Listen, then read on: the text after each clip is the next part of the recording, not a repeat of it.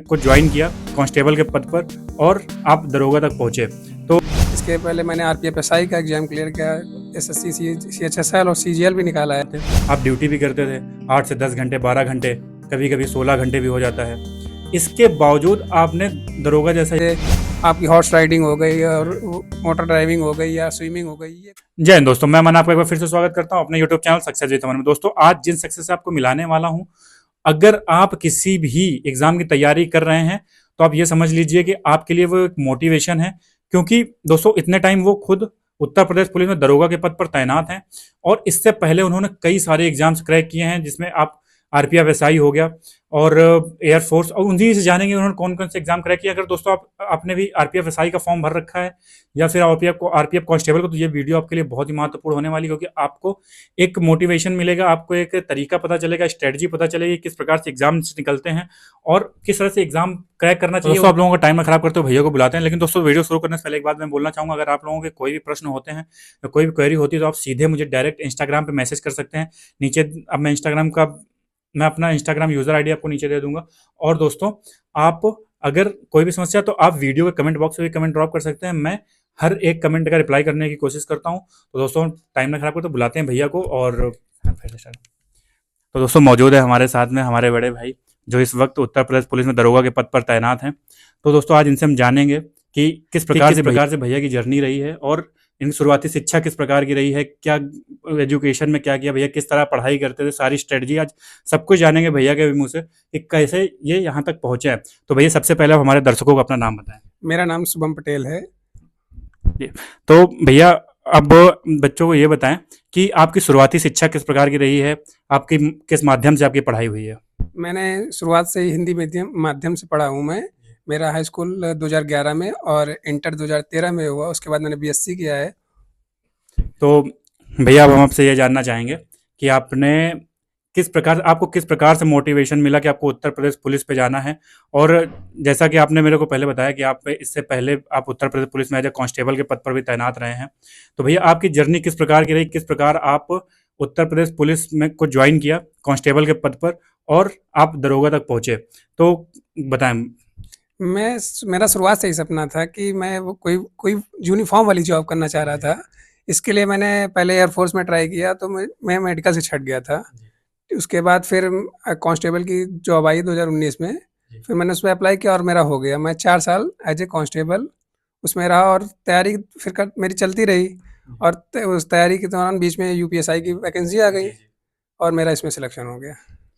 भैया, जैसे आपने बताया कि आपने एयरफोर्स का एग्जाम दिया और मेरे को पता है कि आपने और कई सारे एग्जाम से फाइट किए हुए हैं, कि ये जानना चाहेंगे भैया कि आपने इसके अतिरिक्त कौन कौन से एग्जाम निकाले। अब फाइनल मेरिट में आप नहीं निकल पाए, लेकिन कौन कौन से एग्जाम आपने क्रैक किए। रिटन एग्जाम तो हमारे बहुत सारे क्लियर हुए। एयरफोर्स हो गया, नेवी हो गया और वीडियो मैंने निकल गया था, उसमें फाइनल हो गया था, लेकिन वो भर्ती निरस्त हो गई।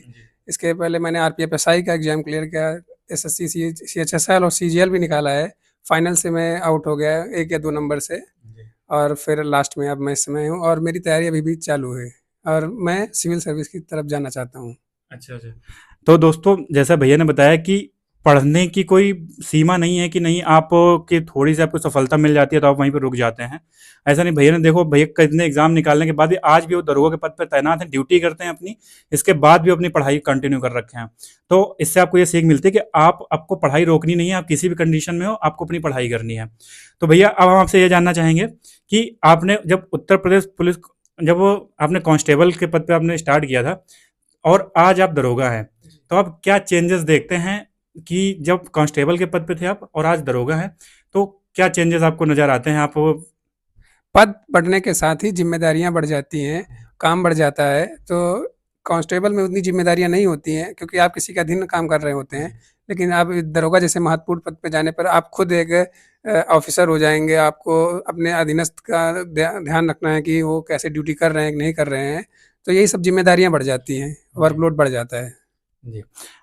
अब भैया, अब ये जानना चाहेंगे आपसे कि आपने प्रिपरेशन किस प्रकार से की, क्योंकि बहुत सारे बच्चे हैं, अभी जब इनका एग्जाम लगा हुआ था फरवरी पे, तो बहुत सारे बच्चे पढ़ाई कर रहे थे, लेकिन अब जैसे उनका पेपर कैंसिल हुआ, उनके पेपर की डेट आगे एक्सटेंड हुई, तो उनके साथ में प्रॉब्लम कि उनका मोटिवेशन खत्म हो गया, उनकी पढ़ाई रुक गई। तो हम आपसे ये जान भैया आप ये बताएं बच्चों को कि किस प्रकार से वो वापस पढ़ाई की ओर लौटें और वापस से फिर से वही उसी जोश के साथ में अपनी तैयारी स्टार्ट करें। मैं उन सबसे यही कहना चाहूँगा कि आप लोग अपनी पढ़ाई बंद मत करिए, क्योंकि आप कंटिन्यू करते रहेंगे पढ़ाई, अचानक से वैकेंसी आ जाएगी, अचानक जी। से कोई एग्ज़ाम नोटिस आ जाएगी, तो आपको अचानक से नहीं तैयार कर पाएँगे ना, सिलेबस काफ़ी बड़ा होता है। जी। तो आप अगर कंटिन्यू पढ़ाई करते रहेंगे और वैकेंसी आ जाएगी, तो आपको सिर्फ़ रिवीज़न करना रहेगा। तो आप रिवीज़न करेंगे और आपका सिलेक्शन हो जाएगा। तो आप यही है कि आप 2 से 3 घंटे जितना भी अभी जब एग्ज़ाम आ जाए तो आप टाइम बढ़ा दीजिए, लेकिन जी। आप पढ़ते रहिए कंटिन्यू, उसको छोड़िए मत पढ़ाई जी। करना। और करंट वगैरह इस पे ज़्यादा थोड़ा फ़ोकस करें। अच्छा भैया अब एक चीज़ और आपसे पूछेंगे कि जब आप कांस्टेबल के पद पे तैनात थे, आप ड्यूटी भी करते थे 8 से 10 घंटे, 12 घंटे, कभी-कभी 16 घंटे भी हो जाता है। इसके बावजूद आपने दरोगा जैसा एग्ज़ाम आपने फाइट किया। तो आप किस प्रकार से उस बीच में समय निकालते थे? किस प्रकार अपना मैनेजमेंट करते थे? पढ़ाई का मैनेजमेंट करते किस प्रकार से आपने ये सब किया? कोई भी वैकेंसी हो, अगर आप जॉब पहले से कर रहे हैं, उसके बाद अगर आप तैयारी करना है, तो सबसे पहले आपको टाइम मैनेजमेंट अच्छे से करना चाहिए। जी। टाइम मैनेजमेंट अगर आप टाइम मैनेजमेंट अच्छे से स्ट्रेटजी अपना के और लगातार पढ़ते रहेंगे, तो आप कोई भी एग्ज़ाम निकाल सकते हैं। तो मेरा यही आप सबसे यही अनुरोध है कि आप एक टाइम मैनेजमेंट अच्छे से बनाइए एक, जी। और उसको स्ट्रिक्टली फ़ॉलो करिए। जी। तो बच्चों जैसे सर ने बताया कि अगर आप अपना अब सर अगर तुम कहीं 12 घंटे 13 घंटे 14 घंटे तक जॉब करने के बाद भी अगर वो दरोगा जैसा एग्जाम फाइट कर पा रहे हैं तो कहीं ना कहीं उनका डेडिकेशन मैटर करता है कि वो कितने डेडिकेटेड हैं अपनी पढ़ाई को लेके, इस जॉब को लेके कितना सीरियस हैं। तो अब भैया हम आपसे एक ये चीज़ जानना चाहेंगे कि बहुत सारे बच्चों को प्रॉब्लम्स आती हैं कि भैया रनिंग नहीं हो पा रही, फिजिकल नहीं हो पा रहा है, और आपने भैया इतने सारे फिजिकल निकाले, एयरफोर्स का फिजिकल निकाला और जितनी वर्दी के सबके फिजिकल आपने पास आउट किया। तो ये बताएं भैया कि किस प्रकार से बच्चे अपना फिजिकल में किस प्रकार से वर्क करें, क्योंकि बच्चे इसी में सबसे ज़्यादा कंफ्यूज रहते हैं कि फिजिकल कैसे होगा, होगा कभी नहीं होगा। कुछ महिला अभ्यर्थी हैं उनका फिजिकल से बहुत ज़्यादा उनकी प्रॉब्लम होती है। तो किस प्रकार से वो अपना ये सब ओवरकम करें? फिजिकल के लिए आपको घबराने की ज़रूरत नहीं है, आप निरंतर प्रयास करिए। आप सुबह ऐसे भी आप अगर नहीं है कोई भर्ती, फिर भी आप दौड़ने जाइए, आप जी। ग्राउंड पे टाइम दीजिए आधा 1 घंटा, और आप अपनी फ़िटनेस मेंटेन रखेंगे तो कोई भी फिजिकल आप निकाल देंगे। उसमें ऐसा कोई टफ फिजिकल नहीं है। यूपी पुलिस में तो बहुत ही 25 मिनट में 5 किलोमीटर हाँ। 4800 मीटर होता है, तो आराम से निकल सकते हैं। अगर आप 2-3 चक्कर ही दौड़ रहे हैं, जी। तो कोई उसमें बड़ी बात नहीं है। बहुत इतना आर्मी जैसा इसका टफ फिजिकल नहीं जी। जी। होता है। तो इसलिए इसमें कोई इतने घबराने वाली बात नहीं है। आप पहले एग्ज़ाम पे फ़ोकस करिए, और ये है कि आप आधा 1 घंटे अपनी फ़िटनेस पे भी ध्यान दीजिए। अच्छा भैया एक क्वेश्चन हम पूछना ये पूछेंगे कि आपने कांस्टेबल की भी ट्रेनिंग की और आपने दरोगा की भी ट्रेनिंग की। दोनों की ट्रेनिंग में क्या अंतर होता है? किस प्रकार की ट्रेनिंग होती है? अब दोनों की ट्रेनिंग में बेसिक अंतर क्या है ये आप बताएँ? ट्रेनिंग में बेसिक अंतर यही है कि बाकी फिजिकल तो दोनों में करना पड़ता है जी। वो, और कांस्टेबल की ट्रेनिंग 6 महीने होती है और दरोगा की 1 साल। जी। और इसमें इंडोर सब्जेक्ट थोड़ा बढ़ जाते हैं जी। एसआई में, और बाकी फिजिकल तो लगभग सेम ही रहता है। और उसमें कुछ और एसआई में जैसे आपकी हॉर्स राइडिंग हो गई और हाँ। मोटर ड्राइविंग हो गई या स्विमिंग हो गई, ये कुछ अलग सब्जेक्ट्स पड़ जाते हैं। बाकी और फिजिकल जैसे परेड और पीटी ये सब लगभग सेम ही रहता है। अच्छा भैया आप इतने महत्वपूर्ण पद पर हैं, अगर हम आपसे ये बोलें कि कुछ जो पब्लिक है जो भी इस वीडियो को देख रही है उनको कुछ मैसेज देना चाहें कि तो आप क्या देना चाहेंगे? उनको यही मैसेज है कि आप अपना लक्ष्य निर्धारित करें, और उस लक्ष्य को प्राप्त करने के लिए आप निरंतर ईमानदारी से प्रयास करते रहें, और आप वो लक्ष्य ज़रूर प्राप्त कर लेंगे। तो भैया अब हम आपसे एक बहुत ही महत्वपूर्ण क्वेश्चन ये पूछना चाहेंगे कि आजकल जो बच्चे शहर के हैं वो कोचिंग अफोर्ड कर पा रहे हैं, कोचिंग जा पा रहे हैं, और लेकिन कई सारे बच्चे हमारे जो गांव क्षेत्र से बिलोंग करते हैं, मोस्टली बच्चे जो कांस्टेबल तैयारी कर रहे हैं मोस्टली बच्चे गांव क्षेत्र से बिलोंग करते हैं। तो भैया हम ये जानना चाहेंगे कि उनको अच्छी कोचिंग्स अवेलेबल नहीं है, उनकी पढ़ाई का मैटर उनको अच्छा नहीं मिल पा रहा, तो किस प्रकार से अपनी तैयारी करें और किस प्रकार से ऑनलाइन आपने किस प्रकार से तैयारी करी थी, कुछ बताएं बच्चों को जिससे वो उनकी पढ़ाई में जो सुविधा वो आसान हो जाए उनकी। आज के ज़माने में सर मोबाइल है, आप कोई भी घर बैठे आप कोई भी किसी कम अच्छी कोचिंग का आप कोई भी कोर्स ले लीजिए, या फिर यूट्यूब पे देख लीजिए। आप जिस जी। जी। सब्जेक्ट को जो टॉपिक डालेंगे आप मोबाइल से घर बैठ के पढ़ सकते हैं। अब वो आप पुराना समय नहीं रह गया कि आपको कोचिंग जाने की ज़रूरत है। आपके पास मोबाइल है, आप घर बैठे कोई भी क्लासेस, यहाँ तक कि आप यूपीएससी की तैयारी भी आप घर जी। बैठ के जी। कर सकते हैं।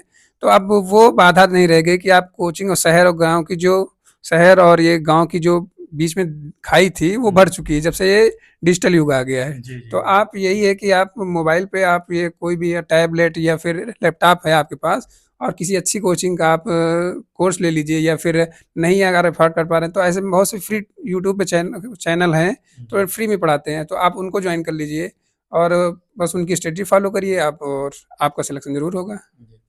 अब भैया एक जेन्युइन क्वेश्चन आपसे ये पूछना चाहेंगे कि आप पहले जब कांस्टेबल के पद पे तैनात हुए, फिर आप दरोगा के पद पे आए और उससे पहले आप एक अनएम्प्लॉयड थे। तो भैया आपने सामाजिक परिवर्तन क्या देखे? समाज के लोगों का दृष्टिकोण क्या था आपके? जब आप बेरोजगार तब आपके लोगों का व्यवहार आपके प्रति कैसा था? फिर आप जब कांस्टेबल के तब व्यवहार कैसा था? फिर आप दरोगा बने। मतलब किस प्रकार सामाजिक दृष्टि से किस प्रकार से, ये हम जानना चाहेंगे भैया। ये तो है कि आप अपने जिस समाज में रहते हैं वहाँ एक नौकर, और जहाँ तक कि यूपी और बिहार की बात करते हैं, तो वहाँ सरकारी नौकरी को कुछ ज़्यादा ही मतलब उसको हाँ हाँ प्रायोरिटी दी जाती है। आप प्राइवेट कितना भी कमा लीजिए, लेकिन एक सरकारी जॉब अगर आपके पास है तो आपका सामाजिक प्रतिष्ठा तो बढ़ ही जाती है। जी जी तो ये सब मतलब मेरे साथ ही परिवर्तन सबके साथ होता है, मेरे साथ भी वही है कि पहले जो लोग मतलब इतना नहीं एकदम प्रतिष्ठा मतलब भाव देते थे, जी अब वो सब लोग मतलब जी जी। भाव दे रहे हैं। तो बच्चों, जैसा कि आपने बताया कि जैसा जैसा कि सर ने बताया कि अगर आप एक नौकरी पाते तो आपका सामाजिक स्तर है वो आपका बढ़ जाना है, लोगों का नजरिया आपके प्रति चेंज हो जाएगा। तो दोस्तों ये एक मोटिवेशन के तौर पे लीजिए कि आपको दूसरों की नज़रों में आपको आपका नजरिया अपना सही करना है, तो आपको अपनी पढ़ाई में लगे रहिए और मेहनत करते रहिए, क्योंकि मेहनत का कोई दूसरा विकल्प है नहीं, आपको मेहनत करनी पड़ेगी। अब भैया लास्ट क्वेश्चन आपसे जाते जाते ये पूछेंगे कि जब आप दरोगा बन के 2 स्टार लगा के कंधे पे घर पहुंचे तो घर वालों का क्या रिएक्शन था, रिश्तेदारों के क्या रिएक्शंस थे, और जो आपके जानने वाले हैं दोस्तों यार दोस्तों में क्या रिएक्शंस थे? सभी लोग बहुत खुश थे, और सब लोग पहले से उम्मीद कर रहे थे कि आपका हो जाएगा, और सभी लोग मतलब बहुत ही खुश हैं, और परिवार में और रिश्तेदार सभी लोग बहुत खुश हैं। एक भैया बहुत बहुत धन्यवाद हमारे साथ जुड़ने के लिए, हमारे बच्चों को एक सही मार्गदर्शन और सही गाइडेंस देने के लिए, और बहुत बहुत धन्यवाद। धन्यवाद। तो दोस्तों उम्मीद करते हैं आपको वीडियो बहुत पसंद आई होगी। अगर आपकी पढ़ाई रुक गई हो तो आपको इस वीडियो देख के बहुत मोटिवेशन मिला होगा कि आप किसी भी सिचुएशन पे हो, किसी भी परिस्थिति में हो, आपको अपनी पढ़ाई रोकनी नहीं है। और दोस्तों जिस प्रकार से भैया की जर्नी रही कि उन्होंने हर एक मोमेंट पे अपनी पढ़ाई नहीं रोकी और वो पढ़ते गए, तो दोस्तों इससे आपको सीख मिलती है कि आप भी लग जाइए।